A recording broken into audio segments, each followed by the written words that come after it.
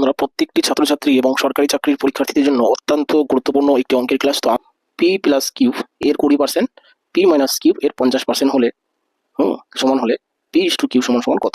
এটাও খুব ম্যাজিকের মতো অঙ্ক করা যায়। ঠিক আছে, দেখুন প্রথমে আমরা সমান সমানের দুপাশে পার্সেন্ট কাটা, আবার শূন্য শূন্য কাটা দিয়ে দিচ্ছি। ঠিক আছে, কোশ্চেনের ভিতরে তাহলে কি থাকলো, পি প্লাস কিউব ইন্টু 2, আর এদিকে পি মাইনাস কিউ ইন্টু 5। এটা যদি আমরা ব্রেকেট তুলে দিই, ঠিক আছে, কি হবে, ব্রেকেট তুলে দিলে টুর সাথে পি, টুর সাথে কিউ গুণ হবে, অর্থাৎ 2p 2q, এখানে 2p 2q, অর্থাৎ কোশ্চেনের ভিতরে আমরা অঙ্কটা করে দিতে পারি। তাহলে এই 2pটা রাখলাম 2p। আচ্ছা, এই পাশে 5p আছে, তাই না, 5pটা এই পাশে নিয়ে আসলে কি হবে, মাইনাস 5p হবে। 5p হলো equal to cube, minus 5 cube, minus 5 cube হলো। আচ্ছা, এই পাশে কত কিউব আছে, 2 কিউব, এখানে দেখুন প্লাস, তাহলে 2 কিউবটা ওপাশে নিয়ে গেলে কি মাইনাস হয়ে যাবে, 2 কিউব, মাইনাস 2 কিউব হলো, নিচে লিখলাম, জায়গা নেই।